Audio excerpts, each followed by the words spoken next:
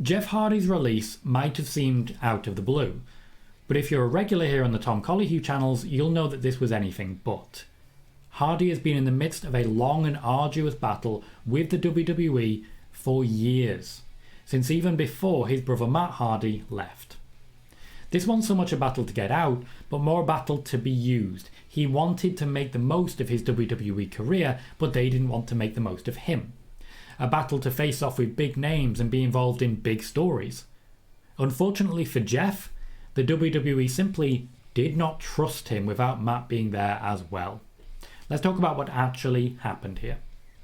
Firstly, hi everyone, I'm Tom Colohue and I break wrestling news, such as exclusively reporting that The Rock would be working with Becky Lynch at the SmackDown debut on Fox, that Bianca Belair would be winning this year's Royal Rumble 3 months before it happened, and when Sasha Banks, Sonya Deville and Becky Lynch were going to return to the WWE when it comes to in-ring action. Today I'm going to go in depth talking about Jeff Hardy. Stay tuned for exclusive news not available anywhere else, delivered without clickbait or the all too common wave of hatred, judgment and attack. Hit subscribe and like the video for more content like this. So, during his time in the WWE, Jeff Hardy was repeatedly referred to backstage as, and I quote, a risk, both by members of the locker room and by members of the WWE production team. This actually became less and less prominent as the months have gone on, but it was most often heard when he first signed a new contract alongside Matt. In signing Jeff Hardy, the intention of WWE wasn't so much to bring in a former world champion who always gets a massive reaction from the crowd. It was more to silence the creative spark of Matt Hardy that had lit the kindling in their competition.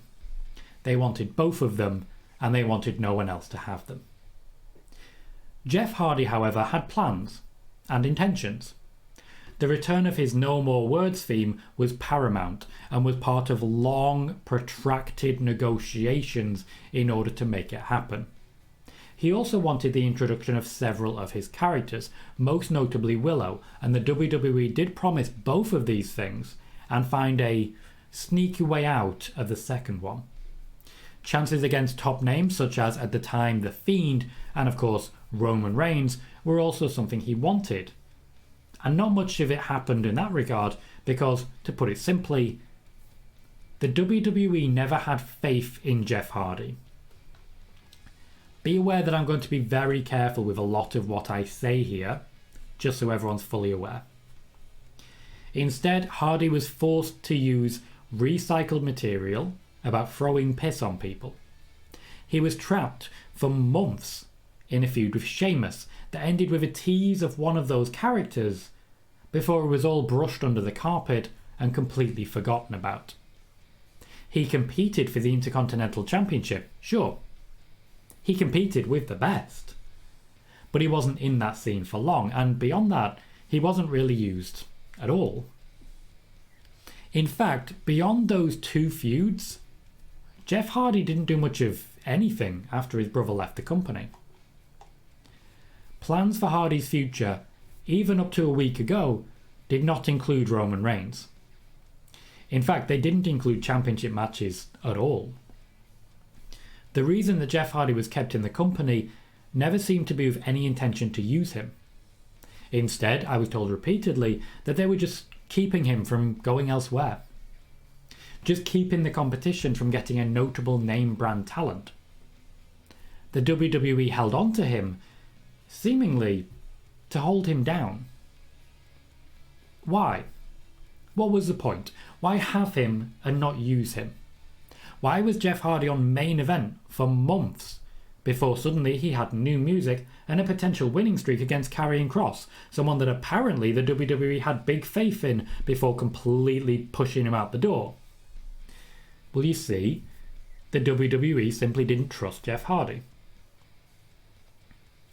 As regards this particular incident from the live show that was his last match, the rumour is that Jeff Hardy refused to go to rehab, so he was fired. What nobody is reporting is whether or not he actually needed to go to rehab. I've reached out to a whole lot of people. They have all said the same thing. They did not see him drink. they did not see him in any way impaired. Those that watched the match said that something was clearly and visibly wrong, but weren't able to go into any more detail. Forgive me for a bit of devil's advocate here, but imagine for a moment that you're Jeff Hardy and that the company is telling you to go to rehab or be fired when you haven't had a drink. Those reports sure come off differently now, don't they? Especially when you consider reports that came out about Keith Lee, The Fiend, being difficult to work with, but only after they left the company. There are countless people on social media claiming that this release was down to a wellness policy breach, and that the WWE offered to send Jeff Hardy to rehab, but what I'm not seeing reported is that Jeff Hardy has apparently not actually been formally checked out by WWE doctors. When he walked out of the WWE live show, the company didn't believe it to be an injury, but instead an illness. At least that's what I was told and reported on Monday, and that was proven true in following reports. Put bluntly, we don't know what happened. I've been told that Jeff Hardy chose not to step into an ambulance after walking out of the match. In fact, he dodged any particular checkup. The WWE is said to have found this suspicious. We're all aware of Jeff Hardy's history, so I won't go into too much detail, but I'm told that backstage officials always shared concerns and conversations about Jeff Hardy's mental state and addiction status. Now on that, I have nothing to report. Members of the locker room have assured me that they all thoroughly enjoyed working with Jeff Hardy, never had any concerns about their safety or his. Despite the company having clear reservations, the wrestlers all seem like they're rooting for the guy.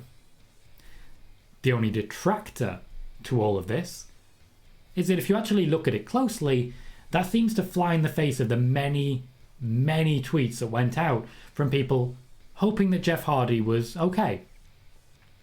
If they had this faith, why did they feel the need to send them? It's clear that they feared the same that so many other people did, because once someone is an addict, they're always an addict, and they will always face judgment from others. Here in particular is the news worth joining the Tom Colohue community for. Jeff Hardy's okay.